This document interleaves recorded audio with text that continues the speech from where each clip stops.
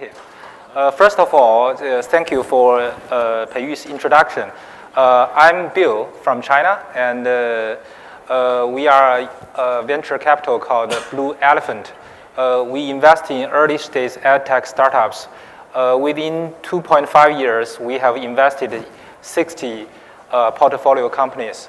And our money is from experienced edtech entrepreneurs and CEOs of listed companies. So we have about 50 LPs and advisors.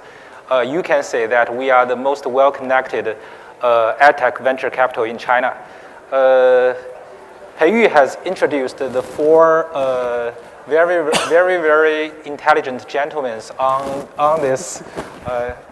Not that intelligent, right? Artificial intelligent guy on this stage, but I still want to let them to introduce themselves. But I want the introduction to be a little bit specific. Please use about 2 sentences to introduce your company and yourself. Tell us something that the audience and I don't know about you and about your company. Who's volunteer? Sheldon from 一起作业. Yeah, 一起作业 means homework together. Every day we have over 100 million new learning data points. I don't know if you know anything about me, so I'm the co-founder. Thank you. 2 sentences, right? Yeah, I think. Hello. Yeah, I think, Bill, you probably already know everything about my company and myself, but I think the audience may not. So in brief 2 sentences, I'm the co-founder and chief scientist of Liulishuo, and Liulishuo builds probably one of the first AI English teacher for Chinese learning English. 2 sentences. Hey. Hi, everyone. I'm Songfan Yang. You can call me Justin. I'm the head of AI Lab at TEL Group. TEL provides the after-school tutoring for K-12 students, and we're just over 100 people to develop the AI solutions just to empower the learning and teaching experience. Hello, my name is HUANG. I'm the CEO and the founder of IVDad. And IVDad is a company focusing on providing Chinese parents high-quality early childhood education related products, knowledge, and service, and mainly through WeChat platform. Okay, I think they are very humble in introducing themselves. I will tell you something about those companies. For 一起作业is a recent billion dollar valuation company in China. And also the gentleman sitting next to me, Liulishuo, is also a $1 billion valuation company in China. Well, for Justin, you all know about TEL. TEL is a 20 billion valuation public company, and Justin is in charge of the artificial intelligence lab. I talked with Justin, and I think he is thinking and acting like a robot. and also about AviDad, Huang has a public WeChat account of over 1 million users, high-end parents in China. So they are very humble, but they are very capable entrepreneurs from China. So today our topic is about homegrown innovations. So the point is that China or Chinese entrepreneurs is building something that is very innovative, both in product, technology, and in business model. And I want to let them show you their ways of innovation. And first from Ling from Liulishuo. Sure. So I will share you a bit about our innovations and why this information comes from China. And as I mentioned, what we have done is has built an AI English teacher that can actually provide truly personalized learning experience for each individual learner. And when we founded this company back in 2012, we haven't actually have the whole picture of what we are going to do. But one thing we are sure is that we're thinking about the ultimate state of education. We think it should at least satisfy at least two properties, that is personalized and highly effective. And we believe to achieve these two properties, only relying on human teacher is impossible because teachers, especially good teachers, are rare resources given the number of students out there. So we have to leverage the power of artificial intelligence. Therefore, since day one, we committed to develop AI technology in-house to innovate. And why China? I was a research scientist at Google here in Mountain View. And you might have known that there are three elements that pushing AI into the level today. That is the data, the algorithm, and also the computing power. Among these three elements, I think data is the most critical one. How to collect and obtain the data that you need that is specified for the problem that you are going to solve is critical. And China is a large market that has huge population. And that's actually very attractive, especially from my perspective. I'm a scientist working on the AI algorithms. If there's lots of data, we are very excited. And China has larger populations. And today, we have over 70 million users. And these users generate tons of data that are very valuable for our innovations. To give you an example that till today, we have accumulated probably the world's largest corpus of Chinese people speaking English. And these data comes with transcriptions, which is very valuable for supervised machine learning. And using this data, we build a very accurate speech recognition engine that can recognize Chinese people speaking English very accurately. And we compared our engine to big players like Google, Microsoft, Nuance, and all other speech recognition companies with their open APIs. And our engines performs the best, demonstrating the power of big data and deep learning. So yeah, that's our innovation based in China, leveraging the large user base, big data, and also the cutting edge machine learning technology to build our innovations, AI teachers. Thank you, Lin Hui. I know Liulishuo has one of the best artificial intelligence teams in China, and Lin Hui is the head of that team, right?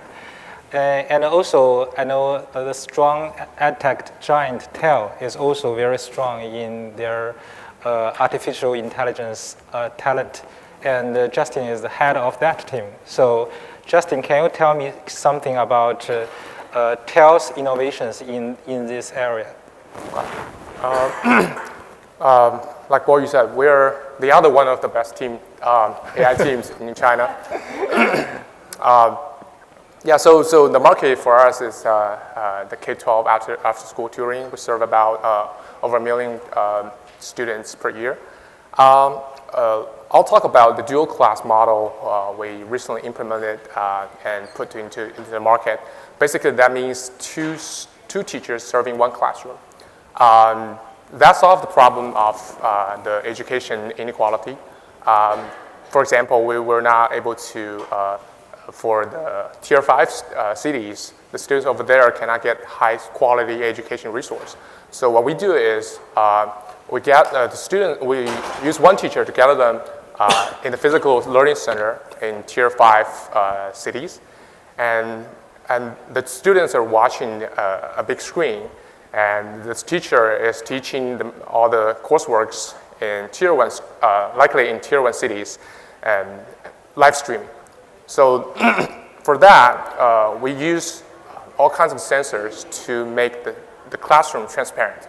For example, we use microphones, we use cameras, and also iPads and clickers. So all the learning data are available and distilled. For that, we basically transform the physical learning center or the local classroom to an intelligent one, first by digitizing all the data. And then based on that data, we improve all the courseworks, we personalize all the content for each of the students. And so by that, so this will impact all the physical classrooms. So that's one of the things we do. Yeah. Okay, Songfan is solving the problem using dual teachers, while Linghui is using AI teachers to solve similar problems. And I will skip a little bit to Xiaodun because 一起作业 also has a very good artificial intelligence team in China. Is that so? Xiaodun, please. Yeah, I'm going to say yes. But since the other two intelligent gentlemen have both shared about their AI capabilities already, I'm going to say how we're different. So we intend to solve the problem mostly with real teachers.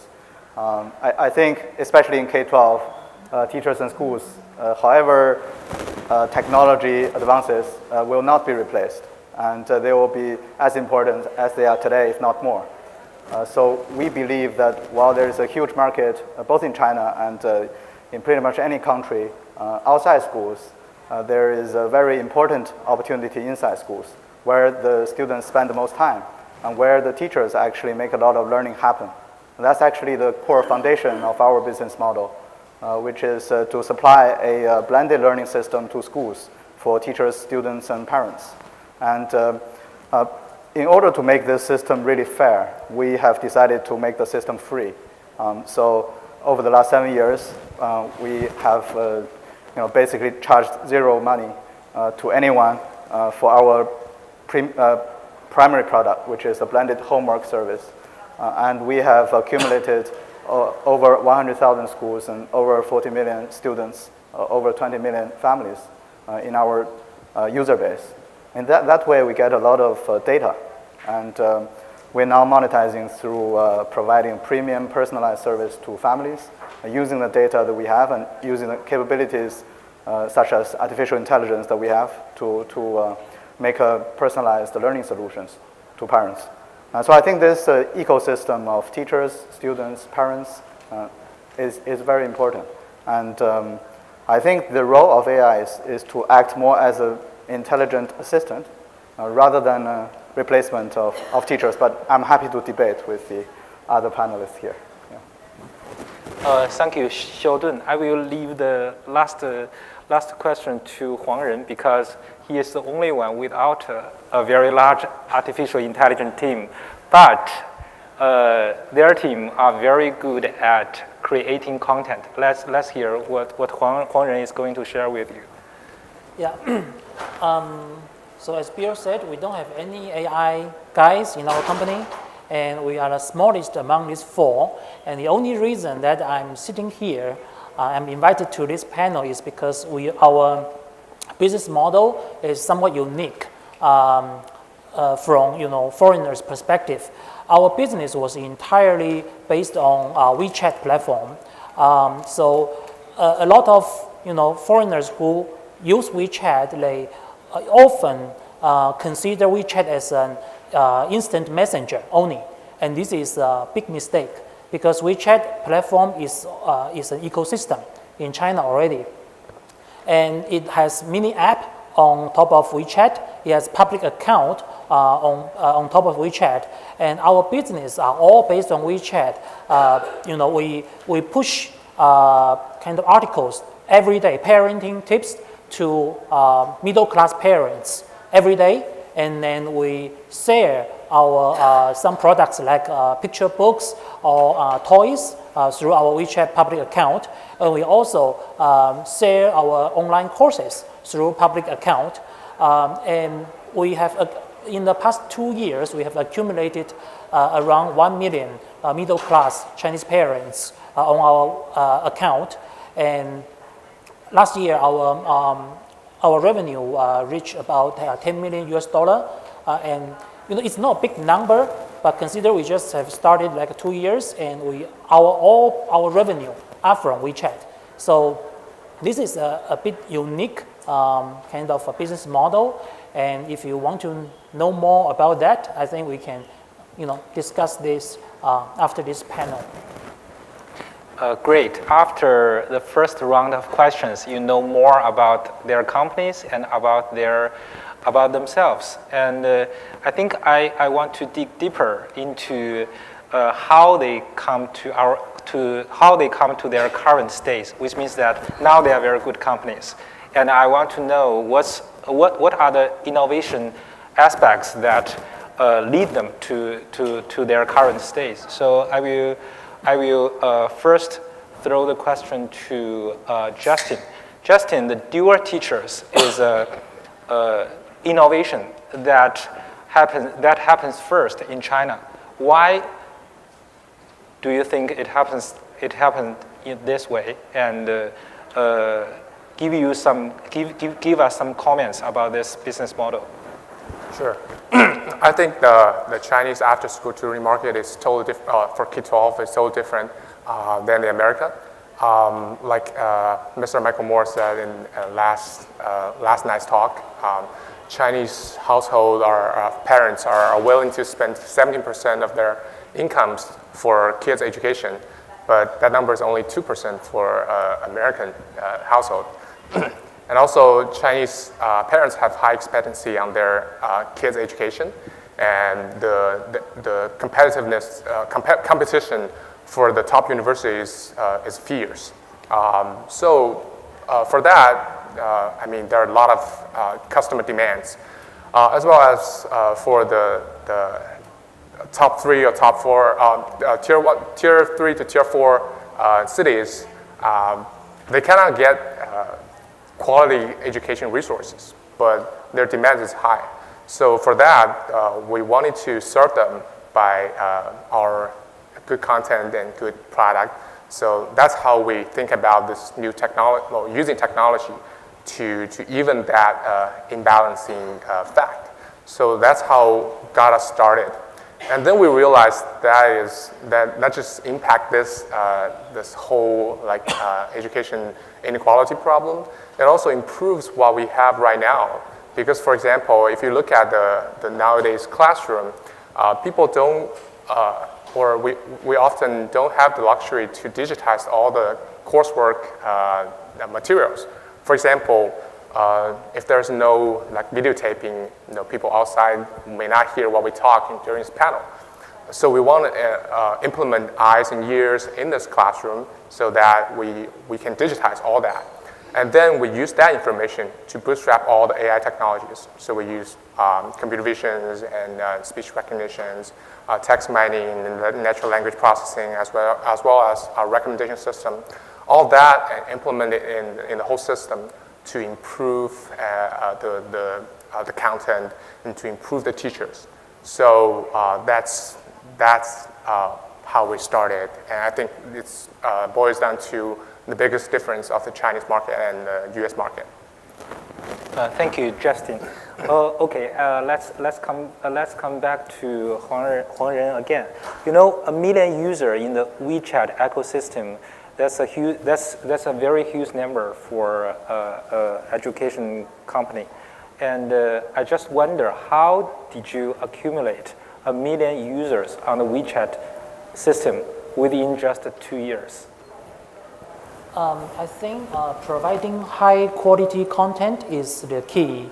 We publish parenting tips every day, and when the parents they like this article, they tend to share it with their parents or in their called friend circle, 朋友圈, and their friends can see that, and if they like it, they will just follow us. So over time, we accumulated about 1 million middle class parents.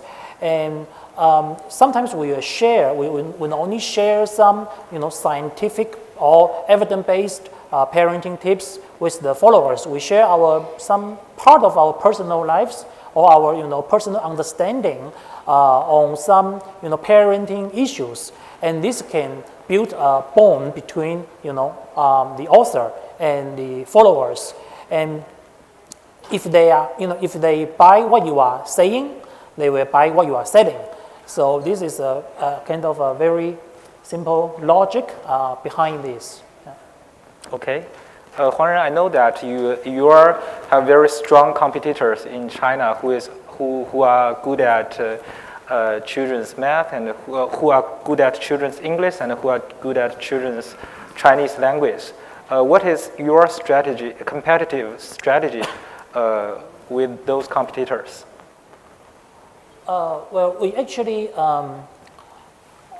when I said we provide very high quality early childhood education, service, knowledge, actually we mainly focus on two parts. One is the Chinese education and Chinese language education, and the other is English language education for kind of very young kids. And I think the strategy we are developing is we just to make sure everything we provide our customers with the highest quality. For instance, we are now launching a kind of project that to teach Chinese parents how to cultivate the environment at home to teach their kids English.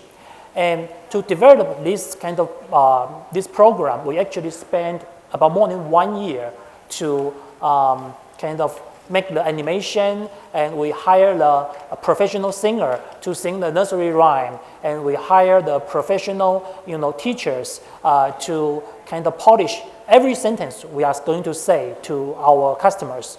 And by doing so, we ensure our high quality. Maybe we when we launch this program, people, they see it, they like the high quality, they will share it with their friends. And by doing so, we kind of accumulate more and more middle class, high quality parents. So this is, it's very simple. It's just, ensure your quality is the highest among all competitors. Okay, it's product first, quality first, right? Yes.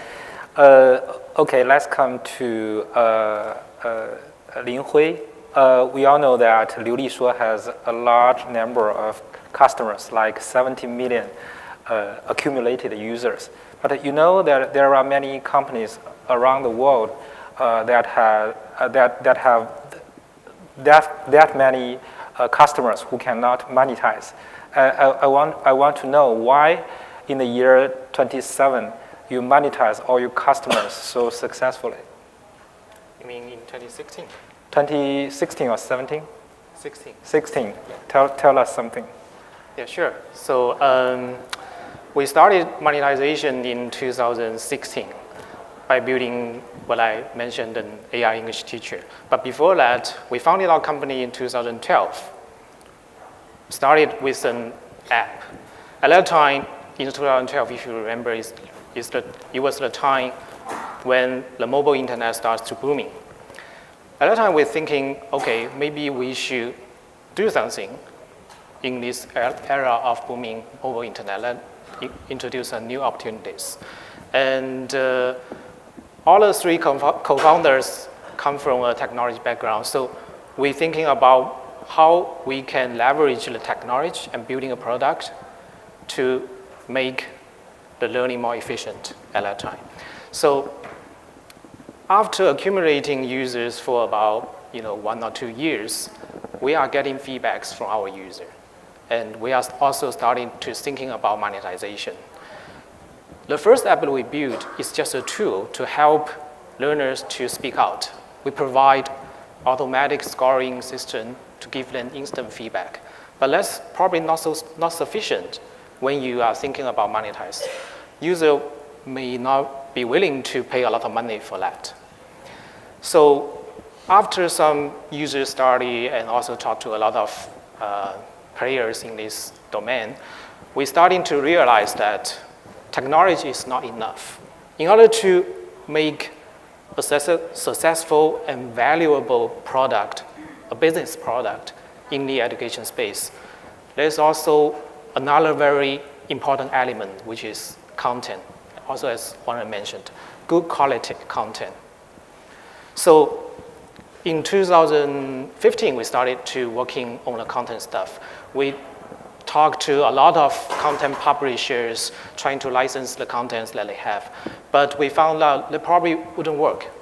Because what we want to do is to have the best combination of technology and the content. But the traditional content, they are built on the old traditional mode that is probably providing instructions for the traditional teachers in a classroom scenario. What we want to do is to have a very interactive and personalized learning experience for our user and best leverage the technology that we have. So after some discussion with the traditional content publishers, we realized that we need to build our own content team. So in 2005, we set up our own content team in-house, and we invited an expert in the content design area as our head of content developers. And we have a house of content developers since then. And we developed very high quality content, and more importantly, these content are designed for the interactive experience. Now we have more than 20 activities. What we call activities is a module that defines the smallest interaction between what we call AI teacher to the students. And this is a good combination of technology and content design. And with that, and with a good curriculum design, we can have a systematic course or curriculum empowered by technology that is embedded in our AI teacher that can provide a valuable solution to all the language learners, no matter what proficiency level the language learners are. So now, when we launch our AI English teacher in 2016, the course can first do a placement test for each learner, and then starting from there, our AI English teacher do a personalization coaching and also adaptive exercising to help them to improve. And because we digitalize the whole learning process, we can leverage the power of machine learning algorithms to optimize the learning outcome by specifying the learning path. And that actually gives the user good value. And also, think about it. The traditional model, you all relies heavily on human teacher. That gives you a very high marginal cost when you wanted to scale your business. But when we build AI teachers, when we rely our teaching process mostly on AI teachers, that gives us some advantage when we wanted to scale our business. And as we find out that after we launch the product, the AI teacher, our paid customers grow rapidly, and we don't have very severe scalability issues because we're using AI teachers. Great. Then finally, we come to Xiaodun. We also know that Jiajia has a large number of users, like 40 million students and 20 million parents and 2 million teachers. And you just finished a round of financing of 250 million US dollars, the largest one ever in Chinese edtech entrepreneurial world. So my question is, how did you accumulate such a large number of customers? Yeah, first of all, we're grateful for our investors. Are you sorry for that? We actually, as I said, didn't charge any money for the first 5 years of our entrepreneurial journey. And I think our investors' faith and patience was very crucial part of that model. But I think more important than their faith is our faith to serve our customers, which started with teachers, but ultimately is the students and families. So when I was in school in China, I found that I didn't like homework, and I found that all my classmates didn't like homework. And when I started doing something for K-12 education in China, I interviewed a lot of teachers, parents, and students, and I found that most of them actually didn't like homework. So I was very surprised, because this is a product that had a DAU of almost 200 million, but no one really liked it. So for example, English homework would be go back home, read your textbook 3 times, and ask your parents to sign their signatures. And the teachers, students, and parents, they all knew that that was not the most efficient or effective way to practice listening and spoken English.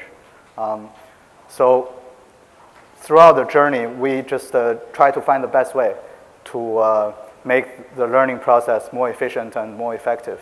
And when we were acquiring users, we kept optimizing this experience for teachers and students. When we were monetizing, we kept delivering better results for students and parents.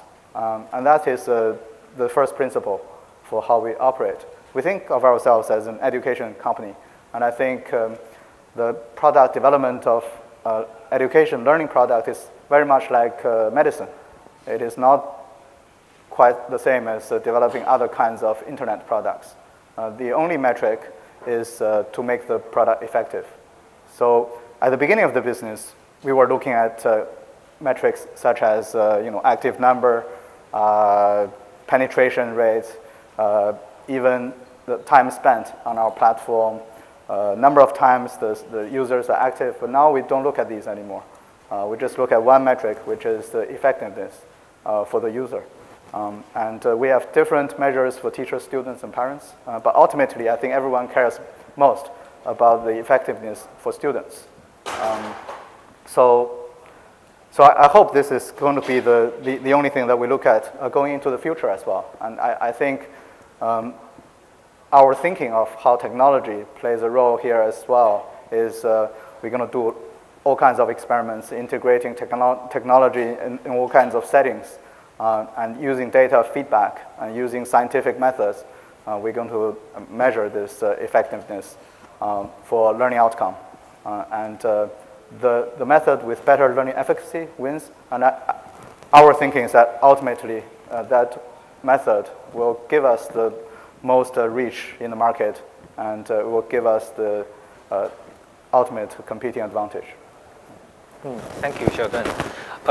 As you all know, Xiaodun, like Huang Ren, like Justin and Lin Hui, and I, we have been to GSV for more than one times. So in some way, we have witnessed the change of the global edtech world. So I want to ask the panelists what you learned from the Western or other or edtech companies from other countries, and what you can share with edtech companies in other countries. So I will throw this question to Avidad, to Huang Ren first. Well, I will start with our advice to the foreign companies. Well, as I said, it's there are quite some innovative and unique business model in China, and WeChat is one of them. And again, I want to emphasize that WeChat is actually an ecosystem, and it's very important and connecting more than, I think, 1 billion Chinese people. So if you want to launch your product in China, this is a channel you can miss. Maybe you should very seriously consider how to either make a promotion or how to sell your products or digital contents through this platform. And if you have any early childhood education related product or digital content and you want to launch it in China, you can come to me because we are looking for partners. Thank you. That's a very good PR, right? Huang Ren, I know you have been to GSV last year, and I just wonder what you have learned from GSV for 2 consecutive years. Well, I would say that I think there are more and more people paying attention to China. Because last year, the group attending the Chinese presentation is much smaller than this year. And I think this is a good thing, and because a lot of U.S. companies, they want, well, I think this kind of communication is very beneficial for both parties. We can find some partners and to introduce very high quality stuff, either it's edtech or product or digital content to China. And the U.S.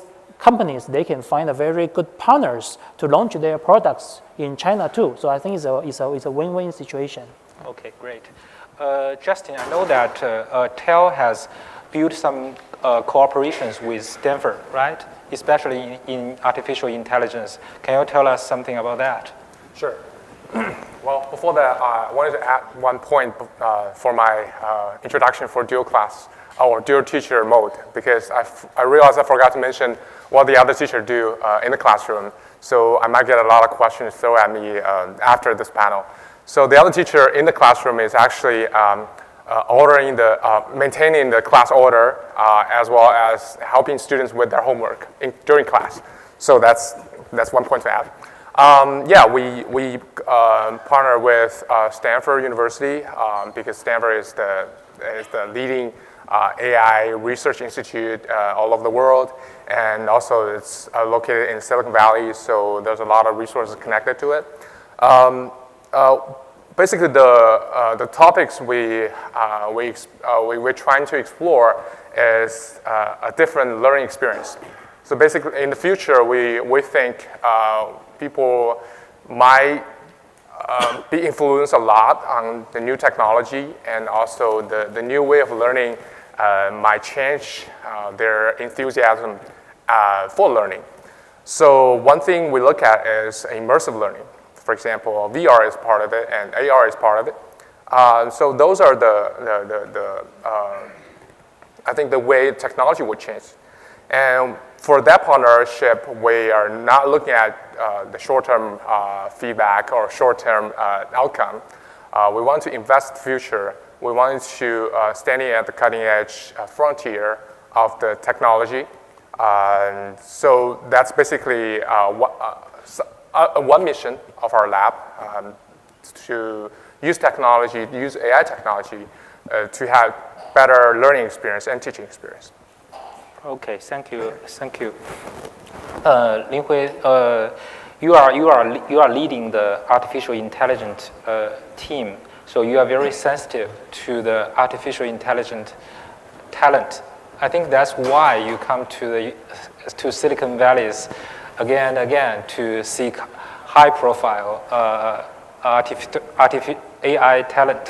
What is your observations about the AI talent in the United States and in China? Sure. Yeah, I not only come to Silicon Valley, I also went to Seattle and Boston a lot last year, and because as you mentioned, especially last year, because the booming of AI, the talent war is what was happening. So how to attract talents is a topic that we think about a lot, and my perspective on the talent spectrum is that China has a growing group of talents in technology, but the Western world, especially in the US, there are still a lot of very experienced and experts in the area that we are interested in. So our strategy when building our tier or our group of talents is to hire or attract very senior people in the US, and we set up local office in the US as well, such that these experienced and very senior talents could do the research and developments in the US, because they probably already have their families here, they couldn't move back to China. So that brings us an issue to how to collaborate across oceans between the, say, we have a Silicon Valley AI lab right now, and we also have an AI lab in Shanghai, and also have an AI lab in Hangzhou. We will probably build up more AI labs across the world. So how to manage the communication is also a topic for us right now. But in general, or in summary, I think, as I mentioned, the AI is a technology that requires not only data and computing power, but among it all, we also need talents to do the developments and research. So talents is definitely very important. And I come to GSV conference the second time, but not for the talent hunting purpose. Mostly, I think, at least for two purposes. First, in the GSV conference, because it covers the whole spectrum of the education space. You can see a lot of stuff in different angles. You can meet a lot of different companies, a lot of good innovations. Yesterday, I saw a lot of interesting new companies in the space. And secondly, because people are gathering in this venue, and we can easily build connections and new business opportunities and can actually happen in this venue. So yeah, that's my point of view. Yeah. Thank you, Lin Hui. I'm very happy to see that Liulishuo has become a multinational company, right? And the last question, I will throw it to Xiao Dun. I know that 一起作业 is trying to become a platform in Chinese K-12 schools. A platform means that you need a lot of apps, a lot of content from overseas. What is your progress in this area in the last 3 years? Yeah, so I think trying is a suitable word in that case. So we have built a user base of 40 million students and 20 million parents, and out of these, there are 20 million families, meaning the students do some work and we send feedback to parents, and then they keep paying for this, and then we keep sending the students more work, and then we keep sending feedback to parents. And this kind of traffic is actually not easy to build, especially now that we also have teachers who facilitate this whole learning process. So it's basically a learning ecosystem with both a motivation or inner attraction system and an external extrinsic pressure system. And that works very well, both in terms of learning efficacy and also in terms of the business model. So we have experimented with a range of products that's suitable for family education, including digital content and live broadcasted streamed courses. And we are making a profit in both of these two major categories, at least in primary schools in China. So we're thinking that if we can do this, then others can too. So we are trying to open up the platform for other content providers. And we're starting with a few categories. For example, in English learning, we are starting with picture books. So we now have a few global partners, including, for example, Cambridge University Press and Pearson, and they have their picture books on our platform, and we have a standard product, but we help them with localization.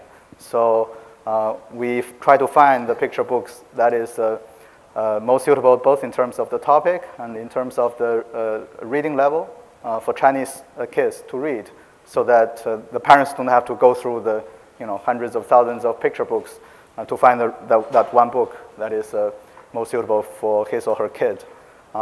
But we keep exploring. We keep exploring all kinds of content and all kinds of products. And I think our role in this is as a localization partner. So we have spent lots of efforts into understanding the Chinese curriculum, but not just the national curriculum, but also the localized curriculum of all the different cities and districts and schools and teachers in China, and you'd be surprised, how varied they are. But I think more importantly is the ideology. The name of our company is Homework Together, and our belief is that this is homework that we should do together. We like doing homework together, and it is because this is a challenge that is quite big. I think we are struggling to catch up with the fast developing pace of the society in this traditional, if not slow, system of education to produce or to educate the kind of people in the future who can be capable in the future. And it's not just for a few people. We're hoping to educate a lot of people who can contribute to this society. And I think the only way to do that is for us to specialize in things that we are good at and work together. And so that's our ideology. And I'd love to work with all the intelligent gentlemen here, and I'd love to work with everyone sitting in the room as well. At the moment, we have more users in China, but I hope one day we can also export some of our expertise, be it content or technology, to other countries as well. And I think it is this kind of conference, like the GSV, and there are two really good conferences in China. There's GET and GES. They are, really good opportunities for us to communicate and compare notes. And I think we should keep doing this to do this homework together. Thank you, Sheldon. Time is nearly up. Last year, I wrote an article about Chinese edtech world, and I made a prediction that by the year 2025, there will be 100 unicorns in edtech in China. And I think I think the number will exceed that, because you know that Sheldon started 一起作业 in the year after the year 2010, right? And then Ling Hui started Liulishuo after the year 2010. And I also know that Justin started his enterprise and quickly get acquired by TEL. And Huang Ren's company is younger, but I think it's a 2B unicorn. So I still have very strong faith in Chinese edtech world because it has a very good ecosystem. It has a very good venture capital called the Blue Elephant. If you want to start an enterprise in edtech in China, you come to Blue Elephant. We give you money, we give you resources, we give you know-how about how to create a successful company, and we can find you next round investors because we are so well connected in China. So after the final PR of Blue Elephant Capital, thank you for all the panelists, and thank you for all your patience. We can celebrate an even greater future with both the world and China. Thank you all.